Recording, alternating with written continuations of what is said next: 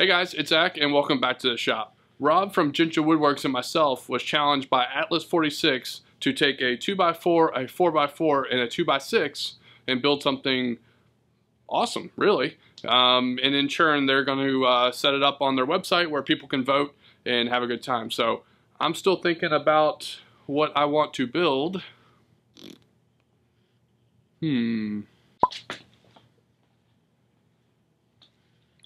Well, there you have it. I created a coat rack. It's full of dice. In fact, I think there's 20 dice in total, and we got some hooks up here for coats at the very top. It's cool because it's got a little spinning 46, a little nod to Atlas 46, and we have 3 different, I guess, poker chips, if you will, where some of them are design-wise, and this one in the middle, you can put things on there like your keys and whatnot. And I think it turned out pretty cool. So you want to see how I did it? Stick around. Where did you come from?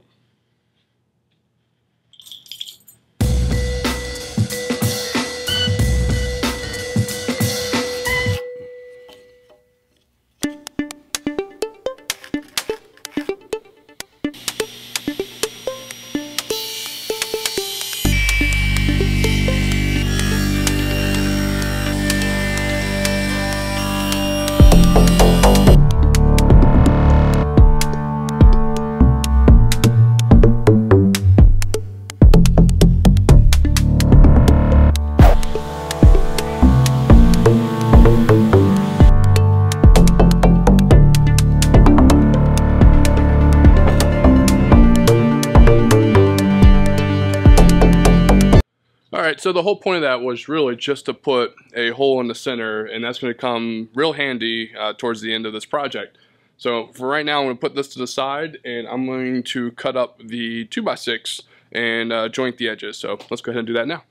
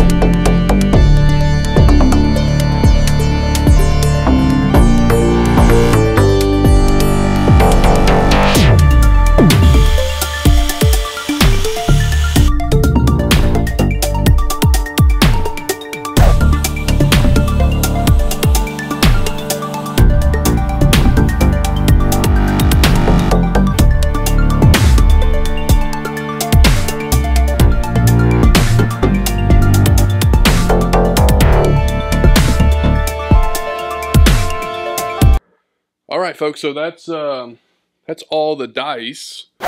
Actually, in fact, I still have 2 left, but this is most of them.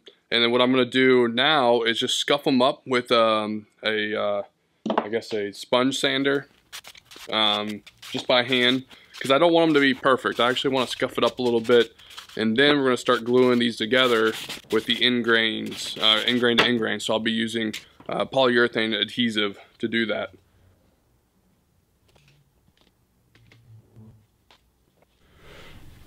Well, there we go. It's all glued up, and it's a gamble if it's actually going to work or not. You see what I did there? No, actually, I wanted to definitely use the polyurethane construction adhesive because without that, I'm just not going to get a good bond with the paint and on top of that, having the lasering, I just felt like wood glue wouldn't be strong enough. And the whole idea here too is to kind of randomize the twist. These will eventually all be one long pole. Alright folks, so while I have this guy being glued up, which is about a total of 32 inches or so, I'm going to take those 2x6s that we milled down to 1 1/8, and we're going to throw it up on the CNC and actually cut out the custom, I guess, poker chips for this project. So let's go ahead and give that a shot now.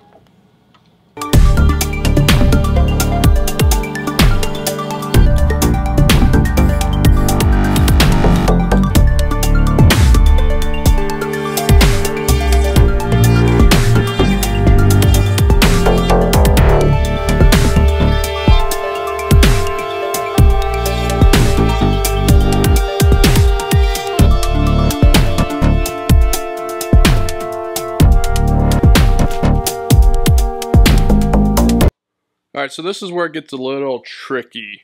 I went ahead and glued up this whole piece here, so it's nice and solid, which I'll end up doing with that stack over here as well. And these guys are going to be on the bottom and on the middle and then one on the very top. So basically what I want to do right now is just set this on here and get that glued up. And then I'll end up having another one on the top here. And this will give me my base, but I think what I'll end up doing is building some custom legs for this. But I want to go ahead and glue it up first and just kind of see where I'm at.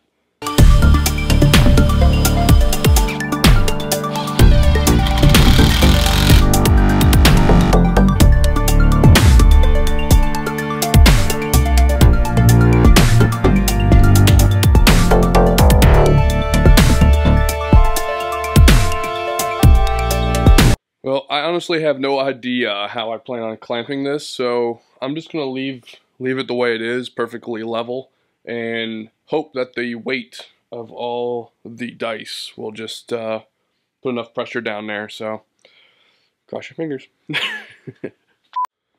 Alright guys, so actually here we are a couple days later, and just had a couple things to fix in the shop. In fact, that shelf right there completely fell off the wall. I was trying to show my friend Paul some things on the side here, and the whole thing just collapsed. So I had to rebuild the cleat system for that. Unfortunately, it kind of messed me up, my rhythm up with this project, but that's alright. Let's get back to it. If we look over here, I actually have it all glued up.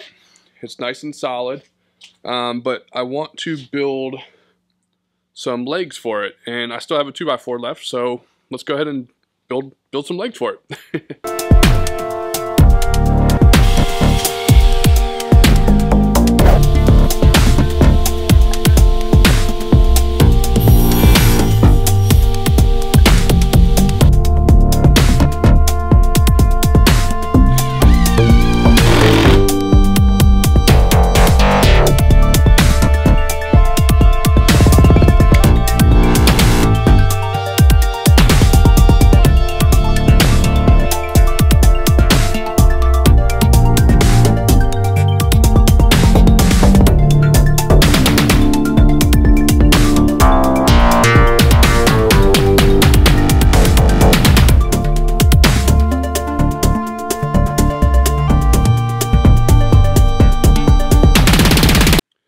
Well, folks, I hope you enjoyed that process.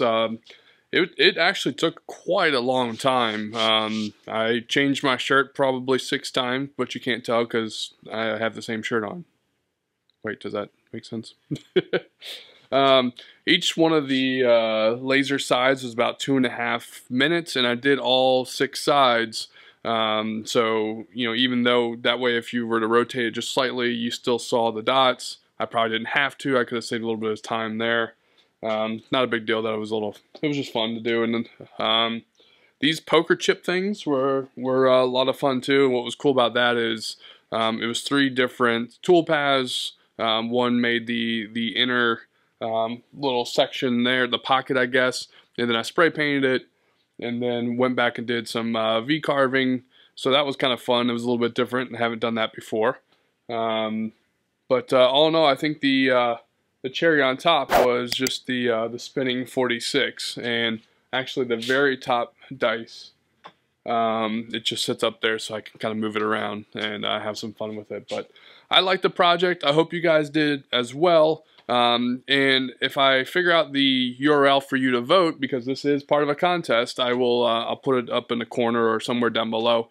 But I also encourage you guys to check out Atlas 46. I love the gear that they provide. I actually have the pants, I have the tool rolls, I have their shirts, I have all kinds of stuff from Atlas 46. They just make really good quality stuff. And I'll leave some links down below to my favorite stuff for you to check out. And if you support those guys, you also support me, so I really appreciate that. And like always, guys, thanks for watching, and I will see you next time.